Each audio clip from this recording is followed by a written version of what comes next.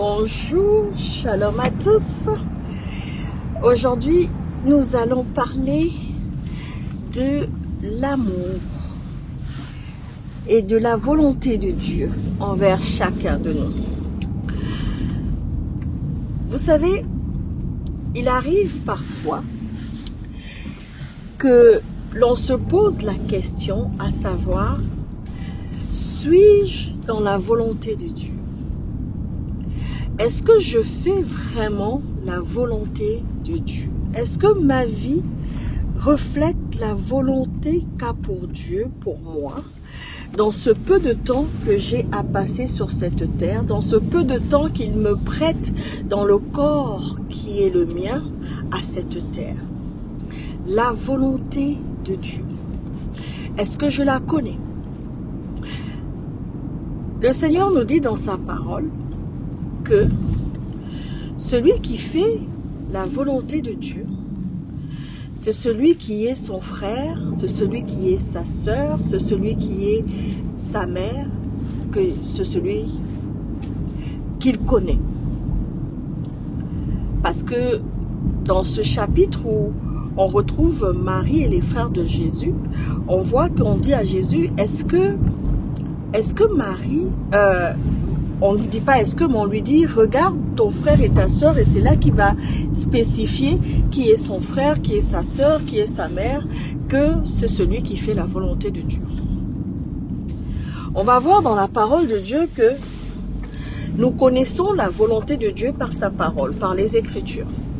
Nous savons ce que le Seigneur attend de nous, parce que chaque parole qui est dans cette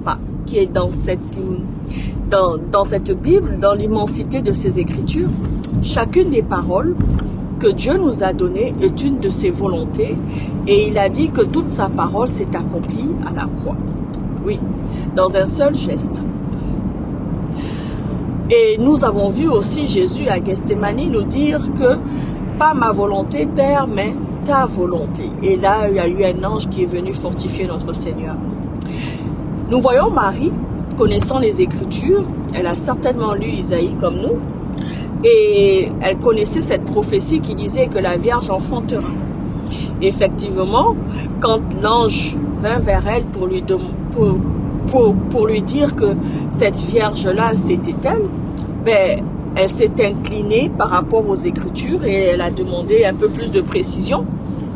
Comment cette volonté de Dieu que j'ai connue par les Écritures va-t-elle s'accomplir en moi? Donc, comment est-ce que cela se fera-t-il?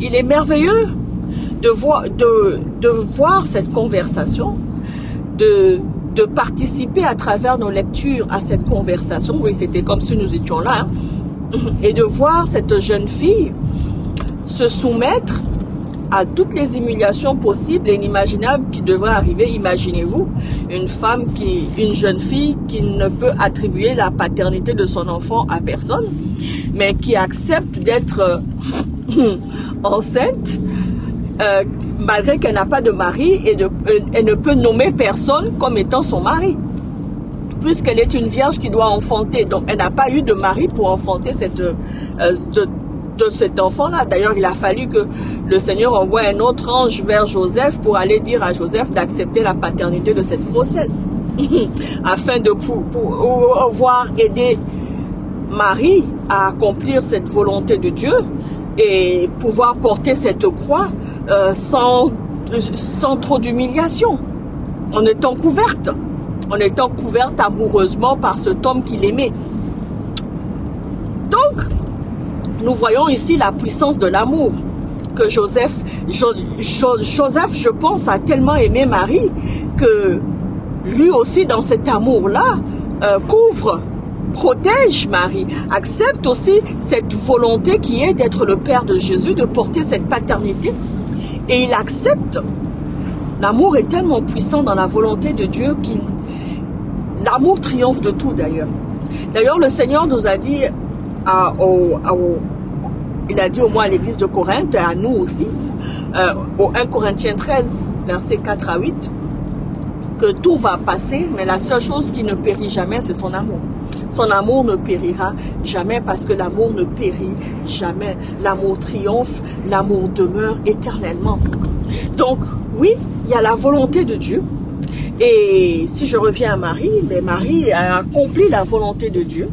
Elle aimait tellement le Seigneur qu'elle était prête à se soumettre à sa volonté. Joseph accomplit la volonté de Dieu. Il devient le père de Jésus, dont la généalogie est attribuée à David par Joseph aussi, par le père qu'il adopte. Donc, nous voyons tout cela et nous sommes émerveillés par la volonté de Dieu. Et Jésus va nous dire qu'il est venu pour faire la volonté du Père, pour accomplir cette volonté-là, la volonté de Dieu. Et cette volonté, il va la faire à la croix de Golgotha. Cette volonté, il va l'accomplir à travers la crucifixion et la résurrection, accomplissant les Écritures, la volonté de Dieu.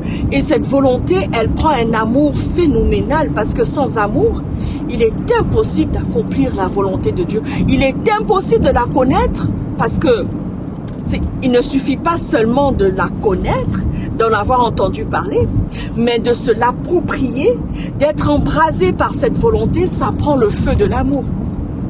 Ça prend cette essence-là, afin que l'étincelle même de cet amour puisse enflammer votre vie, ma vie. Lorsque je regarde le Seigneur, il dit, celui qui est né de Dieu est amour, parce que Dieu est amour. Si tu n'es pas dans l'amour, si tu n'es pas, c'est dans le livre de Jean, je vous mettrai la référence certainement dans la description. Il dit que si tu n'es pas né, celui qui est né de Dieu est amour, parce que Dieu est amour. Et l'un des plus grands commandements qui est semblable à celui d'aimer Dieu de tout son cœur, de toute son âme, de toutes ses pensées, c'est d'aimer son prochain comme soi-même. Dieu nous parle toujours de l'amour. En fait, on ne peut accomplir la volonté de Dieu que si on demeure dans l'amour, si on est amour. Et cet amour-là, on apprend très tôt que c'est un fruit de l'esprit. Et que de ce fruit de l'esprit naît plusieurs quartiers, la miséricorde, la douceur, la patience, la joie, la bénignité, tout ce qui nous amène dans cette grâce de connaître l'amour de Dieu, de la vivre et d'être connu de Dieu, parce que celui qui est connu de Dieu, c'est celui qui aime. Si tu n'as pas d'amour, tu ne peux être connu de Dieu. Et souvent, je regarde nos frères et nos sœurs, nous sommes toujours des très grands juges. Parfois, je pense que beaucoup devraient avoir des doctorats en droit du jugement. Alors que la parole de Dieu nous dit que nous ne jugerons point, mais nous nous élevons souvent en juges. Et en cela, nous ne sommes pas dans la volonté de Dieu, puisque Dieu nous dit de ne pas juger notre prochain. Et souvent, nous voulons déterminer dans ce jugement qui est de Dieu ou qui n'est pas de Dieu. C'est-à-dire qui est amour de Dieu ou qui ne l'est pas.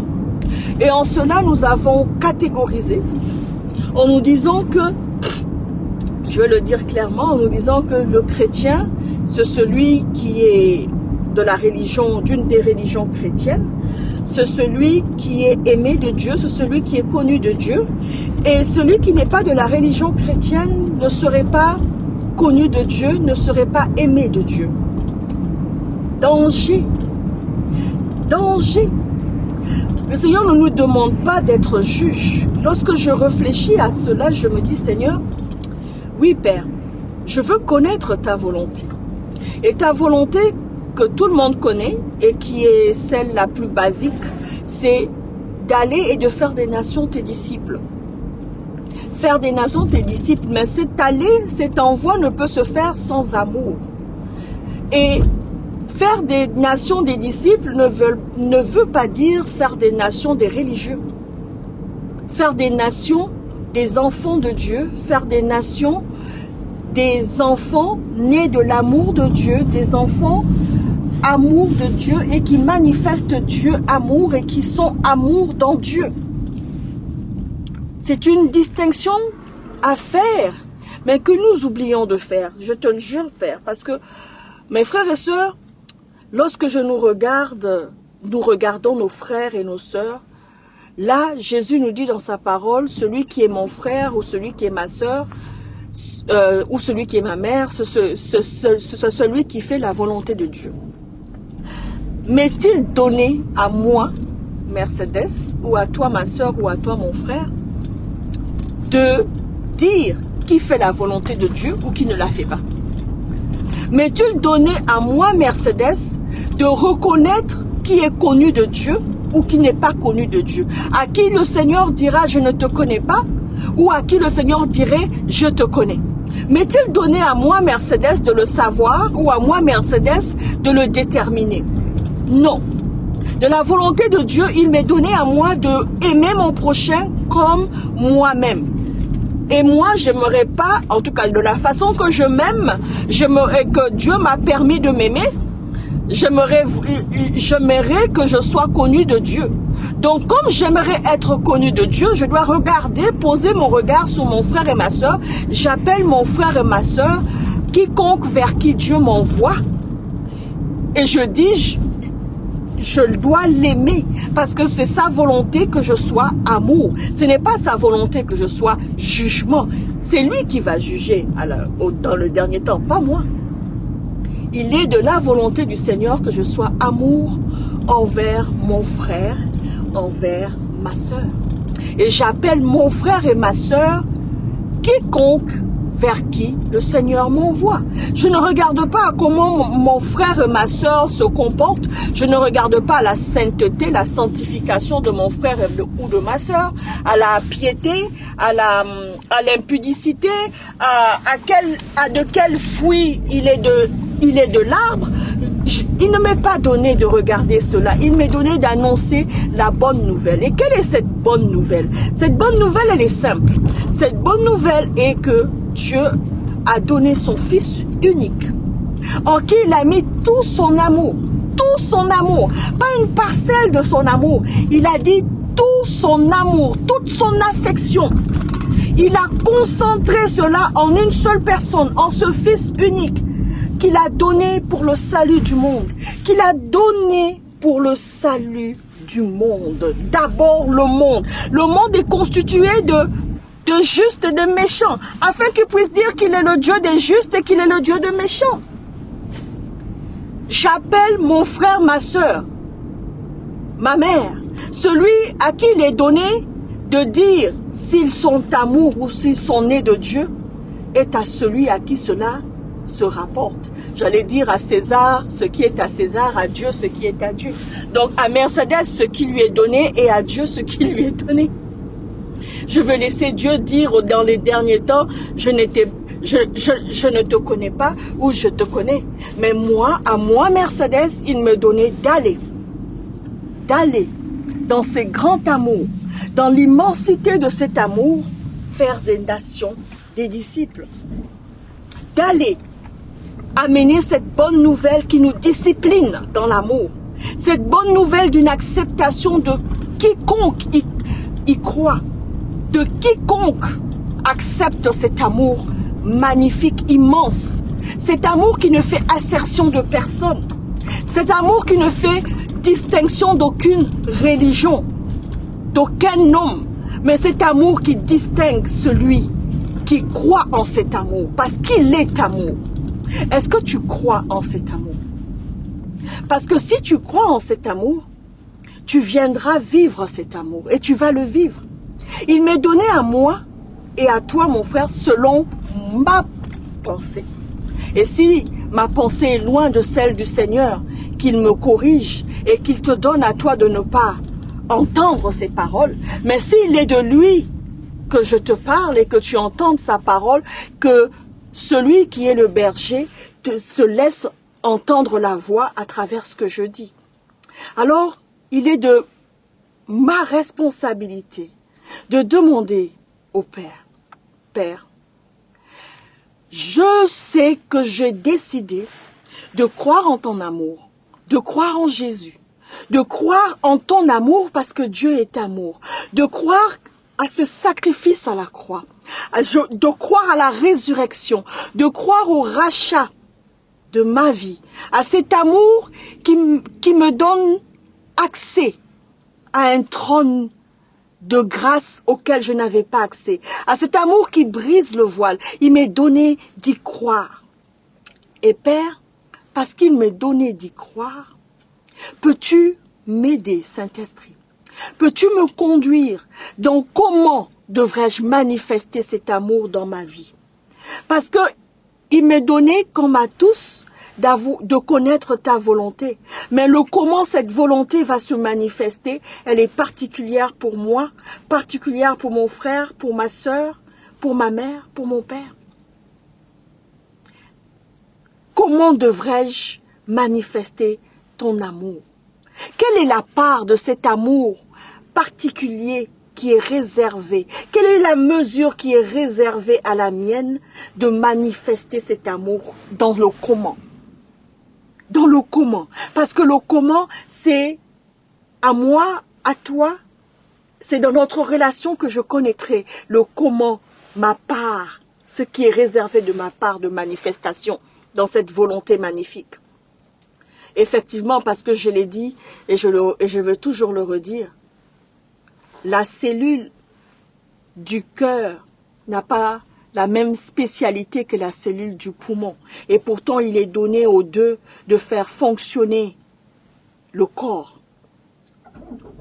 Donc, comme le corps doit fonctionner, je sais que le corps fonctionne dans ton amour. Le corps du Christ fonctionne dans ton amour, avec cet amour. Mais il m'est donné à ma part cette spécialité qui est la mienne afin d'être amour dans le fonctionnement du corps. Comment dois-je le faire? Comment cela se fera-t-il? Parce qu'à moi, il est donné quelque chose. À toi, il t'est donné quelque chose, une grâce particulière. À Jésus, il a été donné de marcher sur ce sentier et de vivre ce calvaire afin que le monde soit sauvé. Mais dans cette part, ta croix, quelle est ta croix? Comment la porteras-tu? Quelles sont les forces dont tu as besoin? Saint-Esprit, je sais que j'ai besoin de ta force parce que Jésus a été oint de force du Saint-Esprit. J'ai besoin de cette force qui me permet de porter la croix dans l'amour, de demeurer dans l'amour. Il n'est pas facile face au monde de demeurer dans l'amour. La haine qui entoure ce monde, que tu as sauvé de la haine, me pousse parfois dans la chair à demeurer dans la bassesse de cette haine, au lieu de me lever en altitude, au-dessus de cette bassesse, au-dessus de cette haine, et de demeurer dans ta volonté, peu importe les circonstances, et d'être amour. Père, quelle est la part? Comment je veux le faire? Peux-tu m'aider à le faire afin que chaque jour, lorsque je me réveille, je puisse dire, je fais la volonté du Père. Et devant l'obstacle, devant l'ennemi, que je puisse toujours faire ta volonté en disant, j'aime mon ennemi. Parce que tu dis, moi je vous ai dit, aimez votre ennemi. La seule volonté, tu dis, là, partout, même dans Galates, tu te dis, tout s'accomplit autour de cette parole, l'amour. J'aimerais tellement m'accomplir dans l'amour. Et je sais que le chemin est long. Je sais que ce chemin n'est pas facile jour après jour, parce qu'il y aura des adversités à cet amour, à la démonstration de cet amour, à l'accomplissement, à l'achèvement de cet amour dans sa manifestation, non pas dans ta vérité, parce que ta vérité c'est déjà accompli. Ta vérité est déjà en celui qui croit en cet amour. Ta vérité est là, elle demeure. Mais comment la manifester? Comment vivre la manifestation de ta vérité? Ça, c'est ce chemin que tu veux parfaire à travers chacune des épreuves par laquelle je passe. Oui. Chaque épreuve me pousse à regarder ton amour, à contempler ton amour, à me transformer davantage dans cet amour. Et je vais te rendre grâce parce que cet amour, c'est lui qui triomphe. Ce n'est pas moi qui triomphe, mais c'est cet amour. Et je veux que cet amour vive, que cet amour qui vive en moi transparaît sur ma face, transparaît dans mes actes, transparaît dans ma marche, transparaît dans le souffle de ma vie, transparaît même dans ma langue. Au fait, oui, par rapport à la langue, papa, est-ce que tu peux prendre le goût, l'autorité sur ma langue, être celui qui gouverne cette langue? Oui, je t'en donne la gouvernance complète, et heureusement que je t'en donne la gouvernance complète, parce que je voudrais tellement que ma langue fasse ta volonté. Je voudrais que chaque jour ma langue fasse la volonté de Dieu. Cette langue que tu dis, ce petit organe qui cause beaucoup de problèmes, ce petit organe qui a un si grand pouvoir, le pouvoir de vie et le pouvoir de mort sur mes frères et mes sœurs, sur moi-même aussi, cette langue a un pouvoir incroyable. Mais heureusement que je veux que cette langue soit soumise à ton amour, cette langue soit soumise à ta volonté, à la volonté souveraine de mon Père dans les cieux, de cet excellent Père de grâce, de ce Père de lumière, qui est de nous aimer les uns les autres, qui est de demeurer dans l'amour, qui est d'être amour, qui est de manifester l'amour, qui est seulement d'être toi. Que ma langue soit amour, Père éternel. Prends le gouvernail de cette langue, dirige-la, parce que cette langue, si elle n'était pas sous ta gouvernance, si ta volonté n'était pas souveraine dans ma vie, et que, loin de cet amour que tu as mis en moi, béni soit le Seigneur pour cet amour, parce que c'est grâce à cet amour que cette langue ne cause pas beaucoup de dommages. Père, je me demande quel dommage elle allait causer. Je pense que je verrai des cadavres devant moi tous les jours, et j'en verrai, une minute après, je verrai des résurrections, une minute plus tard, des cadavres, parce que la vie et la mort, ça ferait des yo-yo, il n'y aurait pas d'équilibre. Heureusement que tu as mis l'amour dans cette langue, et que l'amour a pris le gouvernail de cette langue et a fait taire la haine qui cause la mort. Heureusement que c'est toi qui permets que cette langue fasse ta volonté. Et continue à le permettre, Père, quand ce n'est pas... Mais le morse que tu as placé, le morse de ton amour que tu as placé sur ma langue, comme le morse que l'on pose sur les chevaux afin de pouvoir les diriger à gauche et à droite, heureusement que ce morse de ton amour est placé sur ma langue et que cette langue est gouvernée. Le gouvernail, les mains qui le tiennent sont les mains de mon Seigneur sur le trône de sa grâce, et ça bouge à gauche, ça bouge à droite, mais dans sa volonté, ça va sur le sentier qu'il veut parcourir selon la volonté de Dieu. Alléluia. Alléluia. Je suis béni, Père, et j'aime cette bénédiction-là. Et je rends grâce de vivre cette bénédiction, parce que en Christ, c'est cette bénédiction que je veux vivre, la volonté du Père, la volonté de mon Dieu. Marcher selon ta volonté, vivre selon ta volonté, manifester selon ta volonté. Et je ne cesse de rendre grâce pour cette immense grâce qu'il m'est donné de pouvoir le vivre, et de pouvoir avoir la conscience de le vivre, et de pouvoir avoir pris cette décision de te dire oui et de te dire amen quand est venu le choix de ton élection, quand est venu le moment convenable que je prenne conscience de ce choix-là à faire, et que ce choix-là ait été un oui et non un non. Parce que tu aurais accepté les deux, je t'assure, papa, parce que tu respectes notre volonté, que ton oui soit oui, que ton non soit non. Et papa, je me sens choyée, je me sens aimée, je me sens chérie dans ton amour. Fais-moi encore découvrir de cet amour. Révèle-moi encore plus de ton amour. Vraiment, j'aime vivre en Christ et laisser Christ vivre en moi. Oui, parce que je voudrais vraiment dire, ce n'est plus moi qui vis, mais c'est Christ qui vit en moi. Je veux pouvoir dire, ce n'est plus la haine qui vit, mais c'est l'amour qui vit en moi. C'est l'amour qui dirige mes pas, c'est l'amour qui vit pour moi, et c'est moi qui vis dans l'amour, et l'amour me porte. L'amour est le lit sur lequel je me couche. L'amour est la parole qui me porte, même dans les vallées de l'ombre de la mort. L'amour est la sagesse qui guide mes pas. L'amour est celle qui porte la résurrection en moi et qui manifeste la résurrection. L'amour est vie. L'amour m'affranchit de toute haine. Père, c'est magnifique. Je voulais partager cela avec vous, mes frères et sœurs. Et je voulais le partager parce que depuis ce matin, avec mes frères et sœurs, je partage ce thème, la volonté de Dieu.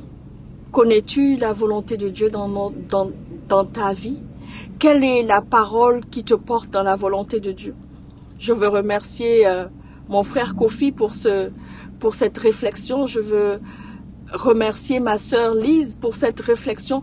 Depuis ce matin, je réfléchis et je dis la meilleure part, c'est cette part de l'amour. Et je sais que le Seigneur me donne à connaître cette bonne part. Parce que sa parole est amour. Sa parole n'est pas division. Sa parole n'est pas jugement. Sa parole est amour. Cette parole accomplie, c'est l'amour qui l'accomplit. C'est l'amour accompli dans notre vie. Alors lorsqu'on est envoyé, lorsqu'on va vers quiconque, que l'on soit celui qui porte la bonne nouvelle dans l'amour. Lorsqu'on regarde le frère et la sœur, qu'on appelle frère et sœur, non pas celui qui partage la même dénomination avec nous, non pas seulement celui dont on a partagé le sein biologique, non, mais qu'on appelle frère et sœur. Toute personne vers qui le Seigneur nous envoie. Parce que c'est d'abord cet amour qui doit rayonner, c'est d'abord cet amour qui doit l'environner, et après cet amour agit. Cet amour actionne une conversion, en fait, cet amour produit, actionne un fruit et donne naissance à un fruit. Actionne un feu qui doit s'allumer. Soyez bénis. Et je veux dire que ce partage, il est au nom de Jésus-Christ qu'il est fait. Et je veux te dire, Père éternel, Père de grâce, Père de lumière, sois lumière au milieu de nous, sois vie au milieu de nous, et que ton amour rayonne toujours comme un rayon de soleil pas qui embellit, mais qui ensoleille, qui met de la lumière dans les ténèbres et de la haine, qui chasse la haine, l'obscurité de la haine, qui la fait fuir. En tout cas, que ton amour agisse selon ta volonté en chacun de nous et montre à chacun de nous comment cet amour doit être manifeste, comment cela se fera-t-il dans chacune des vies que tu t'es données dans ce merveilleux amour. C'est au nom de Jésus-Christ que j'ai prié. Amen. Notre Père qui es aux cieux, que ton nom soit sanctifié, que ton règne vienne, que ta volonté soit faite sur la terre comme au ciel. Donne-nous aujourd'hui notre pain de ce jour. Pardonne-nous nos offenses comme nous pardonnons aussi à ceux qui nous ont offensés. Et ne nous soumets pas à la tentation, mais délivre-nous du mal. Car c'est à toi qu'appartiennent le règne, la puissance et la gloire pour les siècles des siècles.